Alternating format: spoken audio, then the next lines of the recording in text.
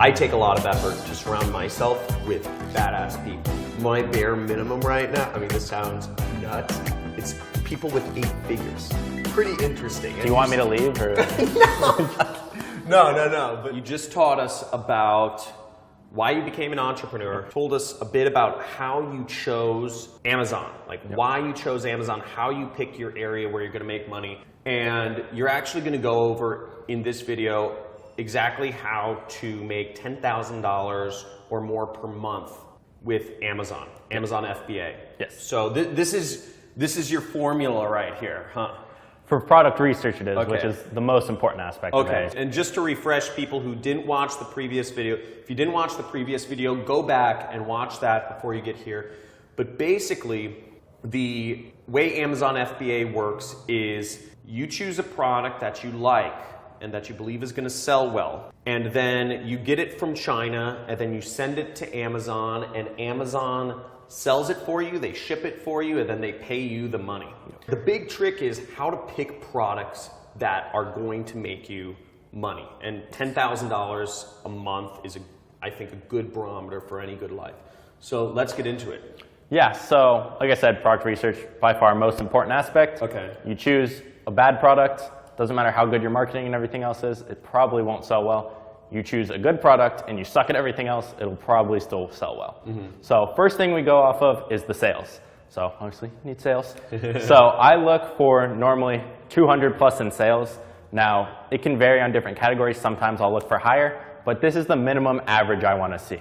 So normally I use a tool called Jungle Scout. It's a little Chrome extension. You click on a certain keyword and it'll pull all the data for the top listings for that keyword. Okay. So I then look at the top products on all those. I'll normally look at the top 10 or top 12.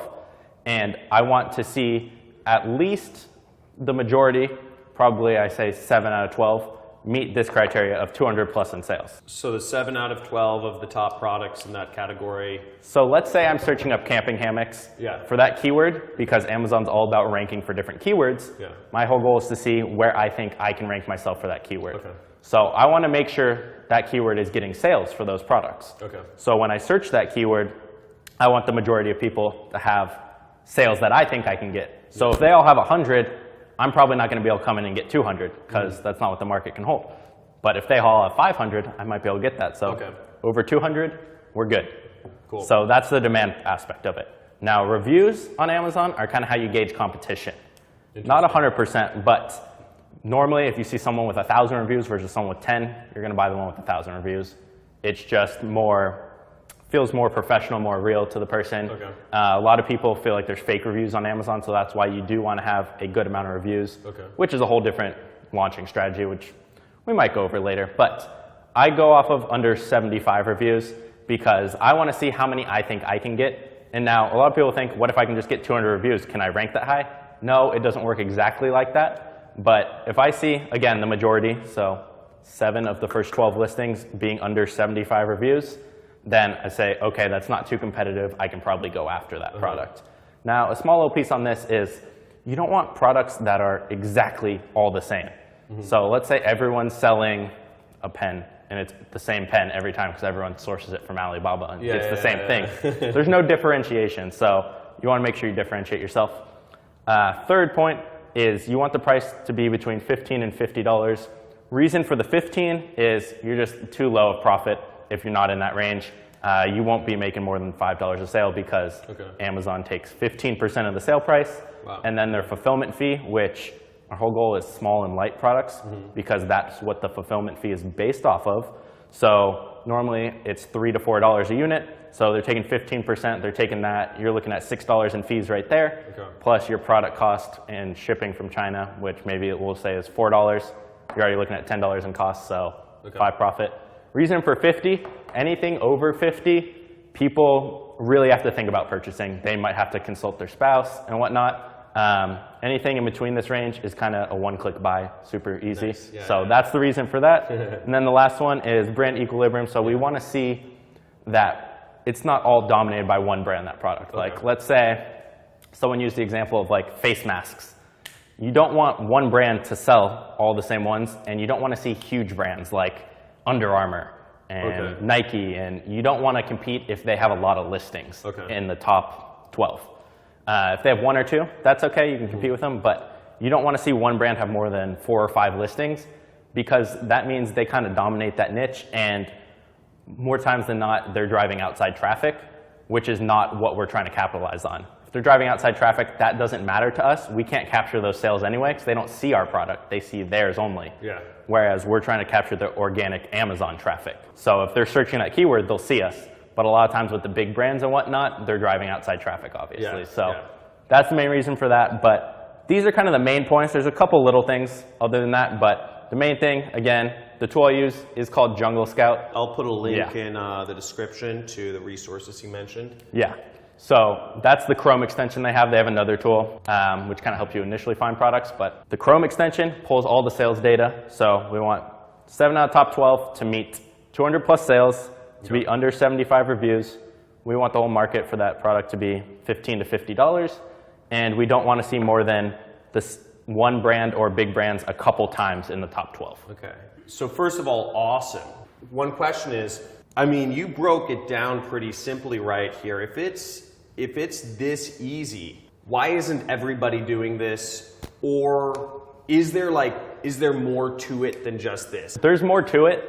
But one of the things is there's not hundreds of products out there that meet this criteria. At one point, they go in and out. It's kind of being first to the market with a product, and it'll meet these numbers when it's kind of growing. Example, fidget spinners. I got in on those very, very early. Are you serious? Sold them, and then they died. I don't like going for fads, but that's an example of one. Got super competitive, so when I started, it wasn't. If you look now, thousands of reviews, you can't even rank. So it just takes time to find products. It's not as easy as like, oh, I'm going to go search for an hour or two to find a product. It can take a couple hours. It can take a couple days, a couple weeks. Normal for me is a week or two to find a product. And again, it's always a risk, but there is more to it. And usually just most of these parameters, if you know a little bit what you're doing on choosing the product, you'll be good. Your worst case normally is, oh, okay, maybe I ordered $1,000 worth of product and I sell, instead of aiming for 7 sales a day, maybe I'm hitting 3 or 4. Okay, so you're still making $20, $30 a day, so now your worst case is you're profiting $1,000 and you just don't reorder that product. So worst case is your money's tied up for 3 or 4 months if you're selling really slow. Because our initial orders are normally 200 to 500 units.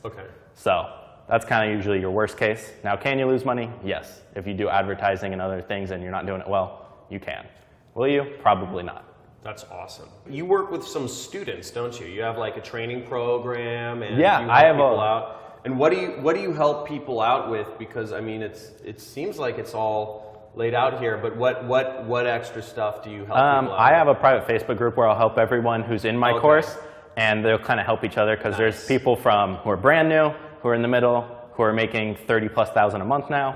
And we'll just all help each other out in there. The main thing is I'll review products they have. So like I said, the little Chrome extension, it's like an Excel sheet of data. They'll screenshot that and I'll analyze it for them and tell them, oh, that product's pretty good or too competitive or not enough sales or brand dominated. So it's when it gets close on these and they want me to review them, I will in that group. So that's badass. The most important aspect. We should actually talk about mentors soon. We should do something on mentors, but one thing I talk to my audience a lot about is just how you are the 5 people you surround yourself with. And if you surround yourself with only people who are employees, only people who are skeptical, only people who get paid an hourly wage or a monthly salary, it's not going to be much help for you. You're not going to get out of that because you're going to be continually dragged back into that zone, especially if you're not connecting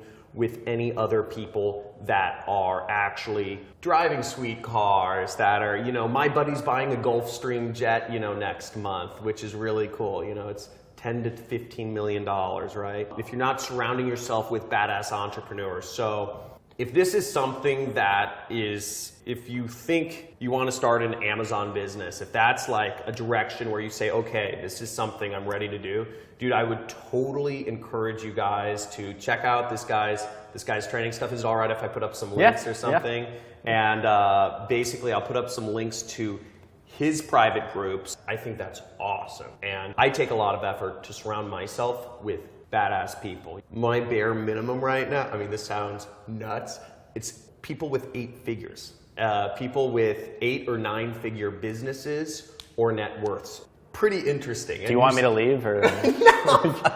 No. I still hang with all my crew, but you know what I'm saying. Yeah. Like, it's about, for me, it's, you know, leveling up. Awesome stuff, dude. Thank you so much for sharing this. Guys, make sure you leave comments if you have any